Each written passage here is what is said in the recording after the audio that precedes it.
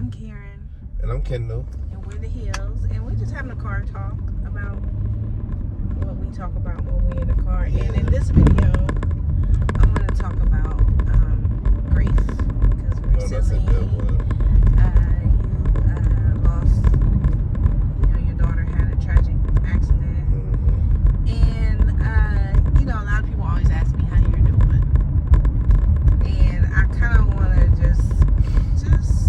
I want you to just kind of share, because it's hard to be like, he's doing good, because he's, that's not the truth. I think when people ask how you doing, I think that's just natural. I think they don't know no better. Yeah, they just like, but I want to know how to answer it. Like, I don't want to say that because he's day by day. That's a good question, because it is like, and I've been asked that, like, hey, how you doing? I'm like, I'm good. And I guess it's natural for me to just say I'm good, because I don't want to be like, man, I am jacked up.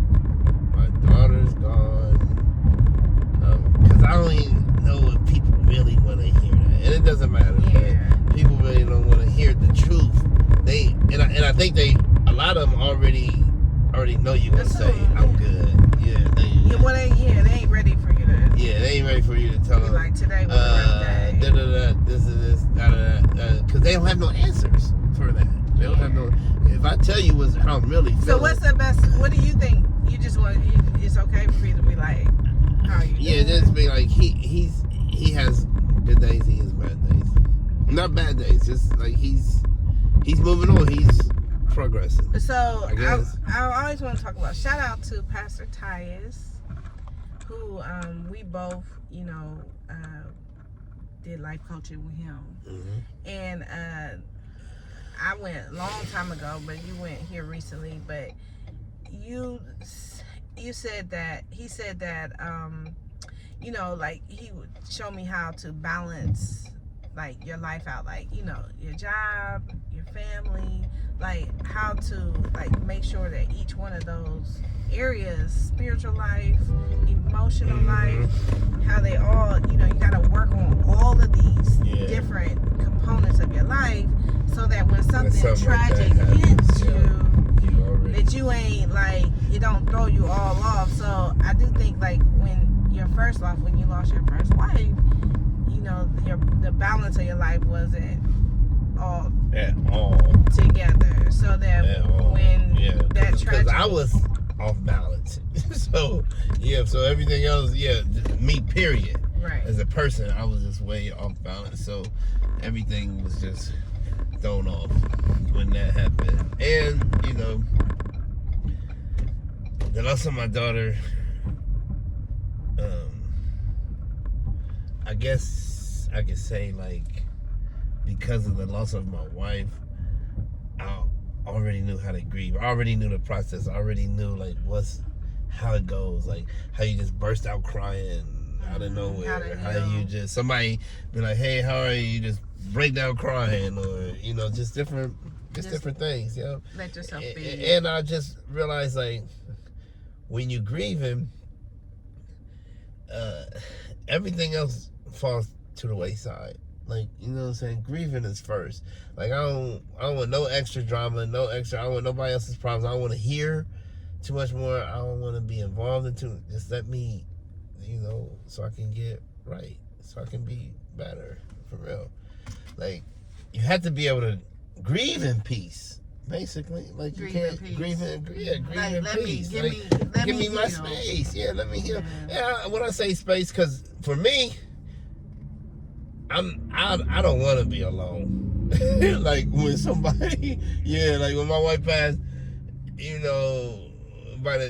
my dad, mom and dad would be over, family, friends, and then like it's getting late. You can tell people gotta go home, go to work, whatever. I'm like, because now I'm there by myself in my thoughts. So I never really. But this time, because of what happened, you were, kids go to school, I went to work, like, you were alone a lot more. I was. But it was not really, because right after it happened, remember, we went down there and we came, and then we was there for what, 4 or 5 days. Then we came back, and they were out of school for a few more days. So they just recently went back to school. He just recently went back to work, and it's been okay. It's been okay. All right, of course, for a whole week after we got back from the funeral, I didn't go to the gym or nothing. I just laid in the bed. I laid in the bed, and it was a fight to get up out the bed, take a shower, brush my teeth, even do anything, because I was just like, man, I want to wake up and this, like, this gotta be a dream. Like, this cannot be real. Like, I know I didn't lose a child. Like, there's no way. That doesn't even make sense. You know, so you fight with that a lot. Like, there's no way then I'm not going to be able to talk to my daughter or nothing. And those thoughts is, that's part of grieving. Crying, I love crying. Yeah. Like, I do, I love crying, because I know, I mean, I've heard it enough now, but I've also realized, because of my first wife, that crying helps a lot. And I was just like, bust out crying, and then I'll just like, stop. And you will never know. You walk up on me, and you never know I just finished. I just finished pouring out tears, for real. Yeah. Wow. You won't know. Wow. And I'm still grieving. I have tried to, I guess, become real busy. Not real busy, but like train people, go get trained, you know, fix my meals, meal plans, focus on bodybuilding, you know, doing a lot of stuff around the house to kind of keep my mind occupied, where I'll just like sit there and just be thinking like, wow, what just happened? And so you talked to her mom. Yeah, and a lot of my grief is for her. A lot of my grief is for her, because our daughter was her only child. And I still got 9 kids. That's not funny. I mean, right? it's not, but, but I'm just like, wow. I couldn't imagine like what this, and because it's long distance, you know, and I'm not there. Like, the mom has to take care of the arrangements, had to take care of talking to the investigator, all everything, you know, and she just lost her only child. I'm like, wow. And so I try to talk to her. Actually, we talk more now than we did when my daughter was here. I mean, we talked often, but like now I just want to reach out to her, because I want her to know she's not alone. You know what I'm saying? Well, I think y'all did a good job at co-parenting. Yeah. As far as like being. Yeah, she was.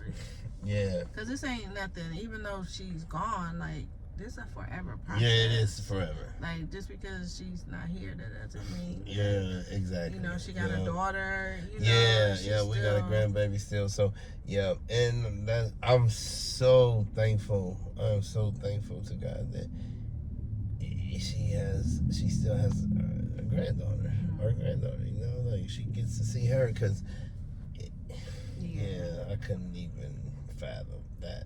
You know? But what I do know is, in grief, you have to listen, you have to have a relationship with God. You have to. You can't do it without God. Yo, listen, I wouldn't even try it. I wouldn't try it. Like, you have to have a relationship with God.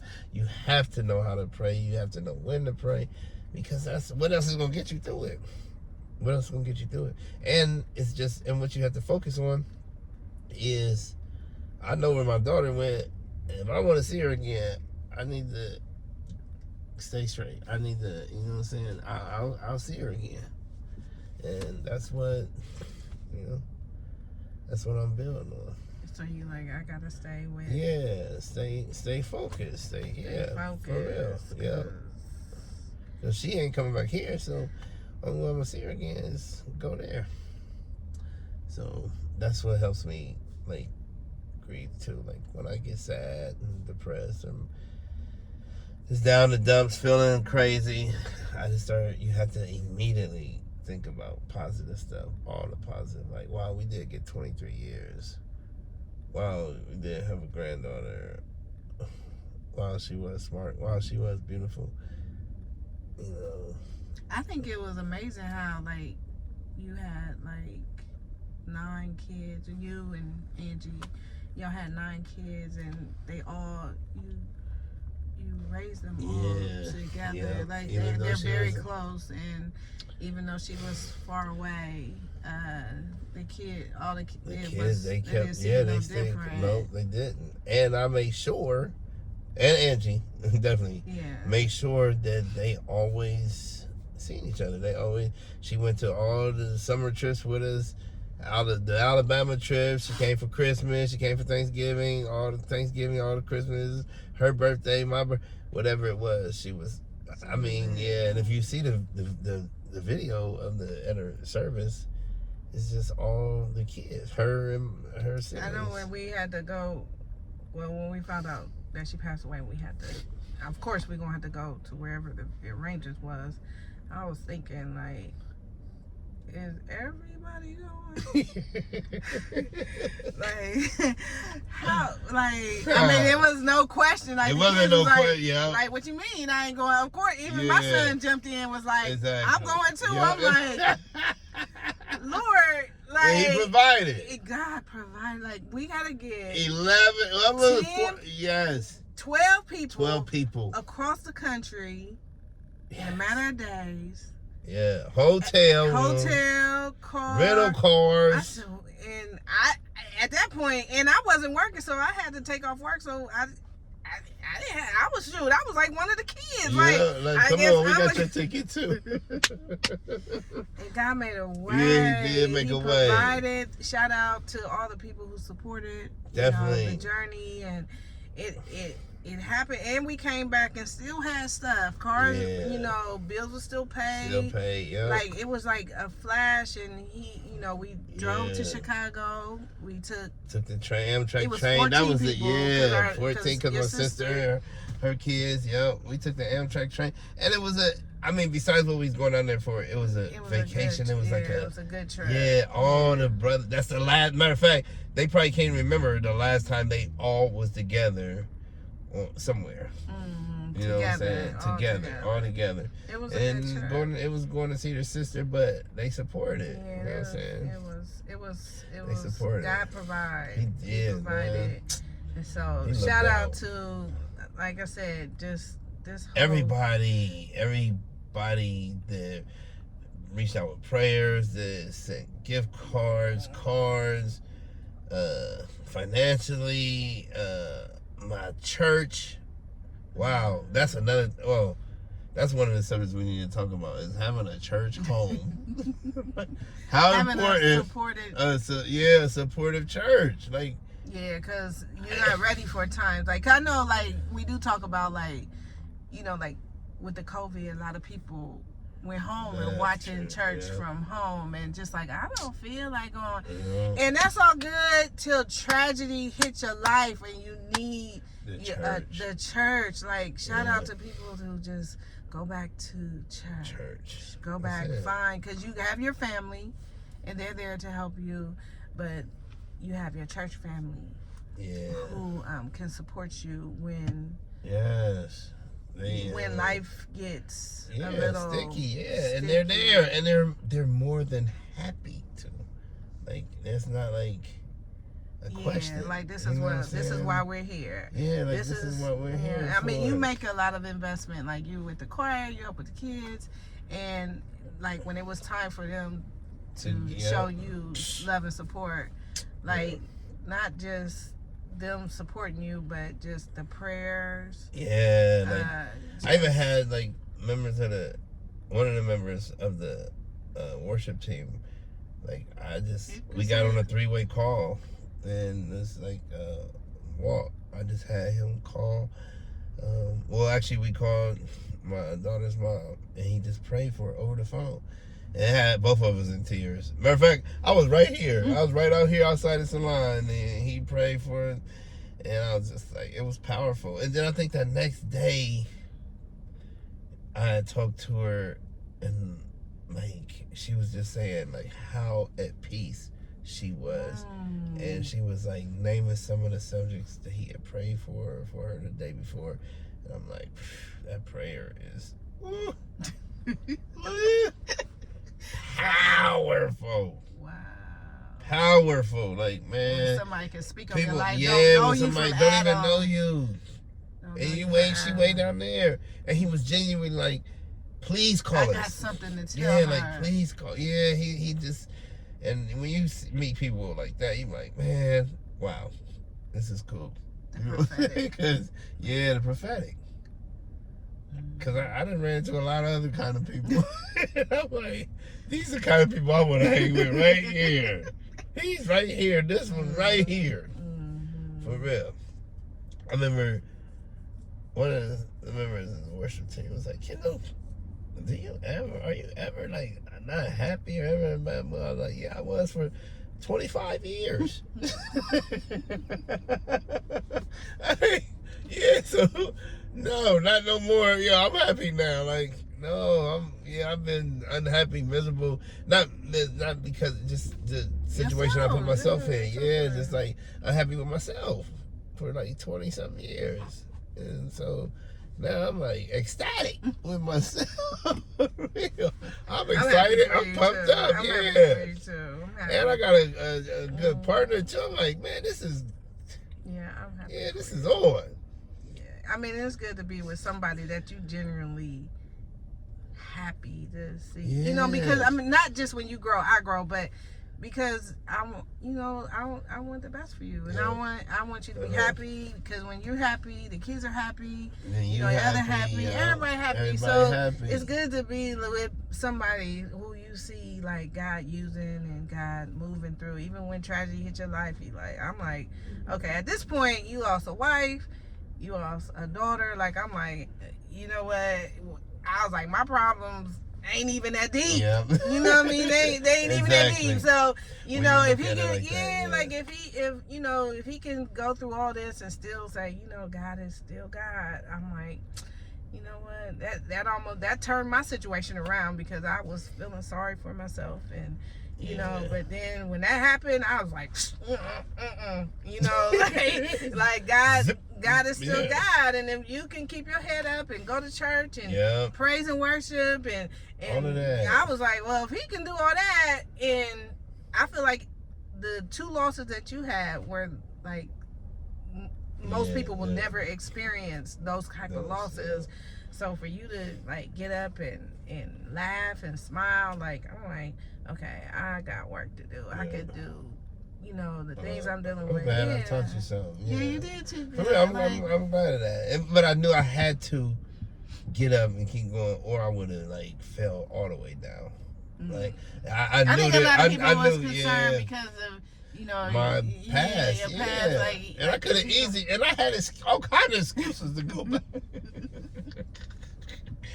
I'm telling you, I had all kind of excuses, because people was like, no, you know, if you don't really want to come, you know, we understand. And I'm like, no, I gotta come, cause come to church. Yeah, I gotta come to church. I gotta come back and sing. I gotta come to prayer. I gotta go to the gym, because if I don't, like, I'm gonna fall apart. Yeah. I'm gonna fall apart. And if I fall apart, then you gonna fall apart, and all my kids gonna fall apart. The peace will be gone, shot. Yeah, you are the keeper of the peace. So that's what I'm here for, baby. Give me a kiss. All right, cut it.